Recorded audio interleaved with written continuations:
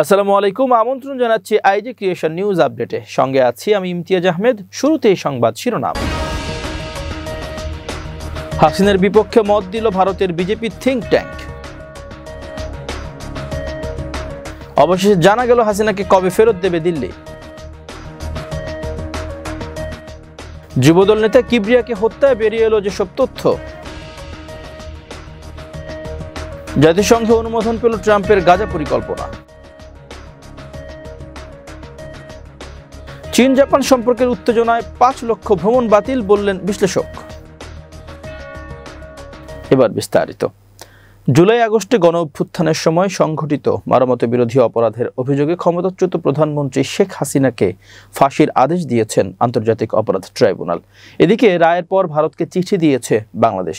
চিঠিতে ভারতে অবস্থানরত সাবেক প্রধানমন্ত্রী শেখ হাসিনা ও সাবেক স্বরাষ্ট্রমন্ত্রী আসাদুজ্জামান খান কামালকে হস্তান্তর করার জন্য আহ্বান জানিয়েছে বাংলাদেশ। তবে আদালতের রায়ের পর নতুন করে প্রশ্ন উঠেছে, ভারত শেখ হাসিনাকে ফেরত দেবে কিনা।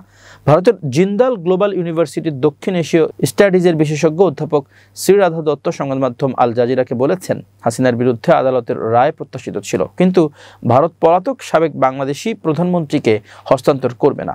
এক প্রতিবেদনে আল জাজিরা বলছে, অধ্যাপক শ্রীরাধা বলেন, কোনো অবস্থাতেই ভারত শেখ হাসিনা প্রত্যর্পণ করবে না। গত 1.5 বছরে আমরা দেখেছি যে ভারত ও বাংলাদেশের মধ্যে সম্পর্ক ভালো অবস্থানে নেই এবং অনেক সময় তা ভঙ্গুরও হয়ে পড়েছে। শেখ হাসিনার মৃত্যুদণ্ড প্রত্যাশিত ছিল বলেও মনে করেন তিনি।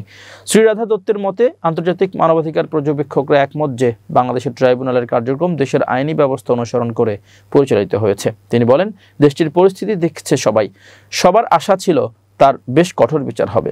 জিন্দাল গ্লোবাল ইউনিভার্সিটির এই অধ্যাপক আরও বলেন, নিরস্ত্র ছাত্রদের বিরুদ্ধে সংঘটিত অপরাধ সম্পর্কে কারো সন্দেহ নেই। প্রধানমন্ত্রী যে সরাসরি গুলি করার নির্দেশ দিয়েছিলেন তার প্রমাণ আছে। তিনি বলেন, আওয়ামী লীগ একটি পাল্টা বর্ণনা তৈরি করার চেষ্টা করবে, কিন্তু বাংলাদেশিদের বিশ্বাস হাসিনা মানবতা বিরোধী অপরাধ করেছেন।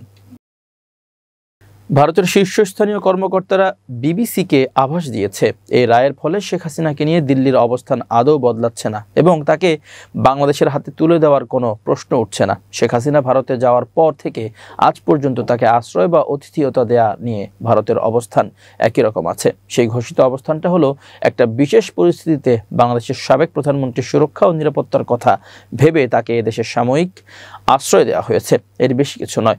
বাংলাদেশে আন্তর্জাতিক অপরাধ ট্রাইব্যুনাল শেখ হাসিনার বিরুদ্ধে সাজা ঘোষণার পরেও ভারতের সেই অবস্থান অপরিবর্তিতই থাকছে। এর অর্থ তাকে আশ্রয় দেওয়ার সিদ্ধান্ত বা ভারতের মাটিতে তাকে আপাতত রেখে দেওয়ার সিদ্ধান্ত পুনর্বিবেচনা করা হতে পারে এমন সম্ভাবনা দেখা যাচ্ছে না। তবে এখন এই প্রশ্ন উঠতে পারে, দুই দেশের মধ্যকার অপরাধী প্রত্যর্পণ চুক্তি অনুসারে বাংলাদেশ ভারতের কাছে শেখ হাসিনাকে হস্তান্তরের যে দাবি বা অনুরোধ জানিয়েছিল তার এখন কি হবে। এর সহজ উত্তর হলো, সেই চিঠি পাওয়ার পর বছর ঘুরতে চললেও ভারত সেটি নিয়ে এতদিন একেবারে চুপচাপ বসেছিল, কিন্তু এবারে হয়তো তা নিয়ে মুখ খোলার জন্য তাদের উপর চাপ বাড়বে। প্রত্যর্পণ চুক্তি অনুযায়ী শেখ হাসিনাকে ফেরত চেয়ে বাংলাদেশের পক্ষ থেকে ভারতকে একটি কূটনৈতিক পত্র বা নোট ভার্বাল পাঠানো হয়েছিল গত বছরের ডিসেম্বরে। তার মাত্র 2 দিনের মধ্যেই সেই নোট ভার্বালের প্রাপ্তি স্বীকার করা হলেও এরপর তারা সেই অনুরোধ নিয়ে কি ভাবছে বা কি অবস্থান নিচ্ছে ভারত আনুষ্ঠানিকভাবে তা নিয়ে আজ পর্যন্ত একটি শব্দ খরচ করেনি। তবে একান্ত আলোচনায় ভারতের পররাষ্ট্র বা স্বরাষ্ট্র মন্ত্রণালয়ের কর্মকর্তারা বারেই বলেছেন, প্রত্যর্পণ চুক্তির হাজারটা ফাঁক-ফোকর কাজে লাগিয়ে এই হস্তান্তরের অনুরোধ নাকচ করার বা দিনের পর দিন ঝুলিয়ে রেখে কালক্ষেপণ করার অজস্র সুযোগ রয়েছে। প্রয়োজন হলে ভারত যে কোনো সময় সেই রাস্তাও নিতে পারে। এমন একজন অন্য দেশের পলাতক ও দণ্ডিত অপরাধীকে ভারত কেন দিনের পর দিন ধরে আশ্রয় দিয়ে রেখেছে, সেই কৈফিয়ত দেওয়ার জন্য ভারতের উপর অবশ্যই এখন চাপ বাড়বে। ফলে ধারণা করা যেতেই পারে, আজকেই না হোক খুব শীঘ্রই ভারতকে আবার এই ব্যাখ্যা দিতে হবে যে কেন তারা শেখ হাসিনাকে আশ্রয় দিয়েছে এবং তাকে বাংলাদেশের হাতে তুলে দেওয়ার অনুরোধ উপেক্ষা করে যাচ্ছে। সেই বিবৃতি বা বক্তব্য যখনই আসুক, তাতে অবশ্য এই প্রশ্নে ভারতের মৌলিক অবস্থান একেবারেই পাল্টাচ্ছে না। অন্যভাবে বললে, শেখ হাসিনাকে অতিথিয়তা দেওয়ার জন্য ভারতকে হয়তো এখন নানা সাফাই বা কৈফিয়ত দিতে হবে, কিন্তু তারপরেও শেখ হাসিনাকে আদৌ বাংলাদেশের হাতে তুলে দেওয়া হবে না। রাজধানীর পল্লবীতে দুর্বৃত্তদের গুলিতে পল্লবী থানা যুবদলের সদস্য সচিব গোলাম কিবরিয়া নিহত হয়েছেন। তাকে প্রকাশ্যে গুলি করে হত্যা করেছে দুর্বৃত্তরা। এমনকি খুন করে পালানোর সময় দ্রুত রিকশা না চালানোয় চালককেও গুলি করে তারা। সোমবার 17 নভেম্বর সন্ধ্যা 6:45 দিকে ঘটে এই ঘটনা। সিসিটিভি ফুটেজে দেখা যায় মিরপুরের পল্লবী এলাকার একটি দোকানে ঢুকে প্রকাশ্যে যুবদল নেতা গোলাম কিবরিয়াকে পরপর কয়েক রাউন্ড গুলি করে হেলমেট পরা 3 জন। মুহূর্তেই লুটিয়ে পড়েন তিনি। গুলি করেই দুর্বৃত্তরা ঘটনাস্থল থেকে পালিয়ে যায়। গুরুতর আহত অবস্থায় গোলাম কিবরিয়াকে সোহরাওয়ার্দী হাসপাতালে নেওয়া হলে চিকিৎসক তাকে মৃত ঘোষণা করেন। খবর পেয়ে হাসপাতালে ভিড় করেন যুবদল ও বিএনপির অঙ্গ সংগঠনের নেতাকর্মীরা। তাদের দাবি রাজনৈতিক দ্বন্দ্বে এই হত্যাকাণ্ড। সুষ্ঠু তদন্তের মাধ্যমে ঘটনার বিচার করতে হবে। পুলিশ বলছে হত্যাটি দলীয় কোন্দল নাকি অন্য কোনো কারণে হয়েছে তা খতিয়ে দেখা হচ্ছে। পুলিশ সূত্রে জানা যায় সন্ধ্যা 6:40 পল্লবী থানাধীন সেকশন 12 এর ব্লক সি 5 নম্বর রোডে বিক্রমপুর হার্ডওয়ার্ড অ্যান্ড স্যানিটারি দোকানে বসেছিলেন গোলাম কিবরিয়া। এ সময় মোটরসাইকেলে করে আসা 3 দুর্বৃত্ত সরাসরি দোকানে ঢুকে পড়ে। কোনো কিছু বুঝে ওঠার আগেই কিবরিয়াকে লক্ষ্য করে খুব কাছ থেকে মাথা, বুক এবং পিঠে পিস্তল ঠেকিয়ে উপর্যুপরি 7 রাউন্ড গুলি ছোড়ে দুর্বৃত্তরা। গুলিবিদ্ধ অবস্থায় মাটিতে লুটিয়ে পড়েন কিবরিয়া। তবে হত্যাকাণ্ড ঘটিয়ে দুর্বৃত্তরা দ্রুত ঘটনাস্থল থেকে পালিয়ে যাওয়ার সময় আশপাশে থাকা লোকজন এক দুর্বৃত্তকে আটক করে।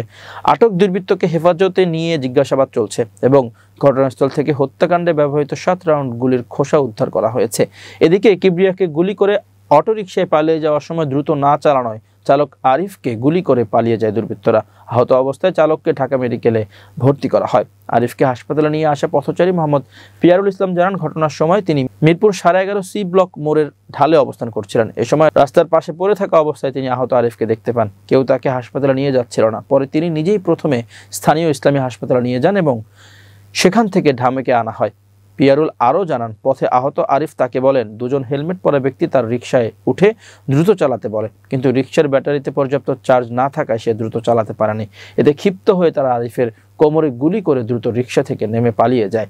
পল্লবী থানা পুলিশ জানিয়েছে এই ঘটনায় এখনো কোনো মামলা হয়নি। ঘটনাটি দলীয় কোন্দল নাকি এতে অন্য কোনো বিষয় রয়েছে তা তদন্তের পর বেরিয়ে আসবে। পল্লবী থানার ওসি মোহাম্মদ মফিজুর রহমান বলেন জনগণের সহায়তায় ঘটনাস্থল থেকে একজনকে গ্রেপ্তার করা হয়েছে। আটককৃত যুবকের মাধ্যমে ঘটনার সঙ্গে জড়িত বাকিদের ধরার চেষ্টা চলছে। এখনো মামলা হয়নি, তবে নিহতের স্বজনদের সঙ্গে যোগাযোগ করা হচ্ছে। এদিকে কিবরিয়াকে হত্যার প্রতিবাদ ও বিচারের দাবিতে পল্লবীতে বিক্ষোভ মিছিল করেছে স্থানীয় বিএনপি ও দলটির সহযোগী সংগঠনের নেতাকর্মীরা। এবার আন্তর্জাতিক প্রসঙ্গ। জাতিসংঘ নিরাপত্তা পরিষদ মার্কিন প্রেসিডেন্ট ডোনাল্ড ট্রাম্পের গাজা সংক্রান্ত শান্তি প্রস্তাবকে সমর্থন করেছে। যুক্তরাষ্ট্রের প্রস্তাবিত এই পরিকল্পনায় গাজায় একটি আন্তর্জাতিক স্থিতিশীলতা বাহিনী মোতায়েন এবং ফিলিস্তিনের সার্বভৌম রাষ্ট্র প্রতিষ্ঠার সম্ভাব্য পথ অন্তর্ভুক্ত রয়েছে। ভোটের ফল ছিল 13/0। তবে চীন ও রাশিয়া ভোটদানে বিরত থাকে। খবর দ্য গার্ডিয়ানের। পরিষদে বক্তব্য রাখতে গিয়ে জাতিসংঘে মার্কিন দূত মাইক ওয়ালটজ বলেন এই প্রস্তাব অঞ্চলটির মানুষদের জন্য ইসরায়েলি ও ফিলিস্তিনিদের একটি নতুন পথ দেখাচ্ছে। স্বাধীন ফিলিস্তিন রাষ্ট্রের বিষয়টি প্রস্তাবে যুক্ত করা ছিল মূলত আরব ও ইসলামী বিশ্বের সমর্থন পেতে যুক্তরাষ্ট্রের মূল্য, কারণ এই দেশগুলোই আন্তর্জাতিক স্থিতিশীলতা বাহিনীর শান্তিরক্ষী প্রদানে প্রস্তুত। কিন্তু ভোটের আগের দিনই ইসরায়েলের প্রধানমন্ত্রী বেনিয়ামিন নেতানিয়াহু পুনর্ব্যক্ত করেন যে তার সরকার ফিলিস্তিন রাষ্ট্র প্রতিষ্ঠার ঘোর বিরোধী। এতে প্রশ্ন উঠেছে ইসরায়েল আদৌ কি এই জাতিসংঘ অনুমোদিত পরিকল্পনা বাস্তবায়ন করতে দেবে কিনা। ভোটের পর হামাস প্রস্তাবটিকে গাজার উপর চাপিয়ে দেওয়া একটি আন্তর্জাতিক অভিভাবকত্ব ব্যবস্থা বলে মন্তব্য করে এবং জানায় তারা কোনোভাবেই নিরস্ত্র হবে না। এই অবস্থায় প্রেক্ষিতে গাজা সংকট সমাধানে আন্তর্জাতিক উদ্যোগের বাস্তবায়ন এখনো গভীর অনিশ্চয়তার মুখে।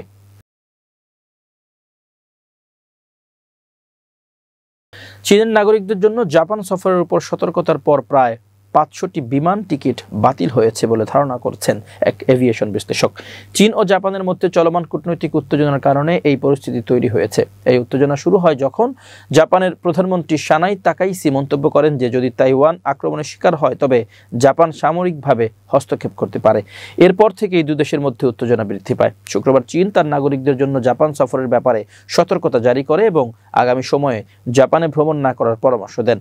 এই সতর্কতার ফলস্বরূপ চীনের নাগরিকদের বিমানের বুকিংয়ের বড় ধরনের পতন দেখা যায়, এমনটি জানিয়েছেন স্বাধীন এভিয়েশন বিশ্লেষক লি হানুমিং। তিনি 2023 সাল থেকে প্রধান বিমান সংস্থা এবং অনলাইন ট্রাভেল এজেন্সিগুলোর কাছ থেকে দৈনিক বুকিং তথ্য সংগ্রহ করছেন।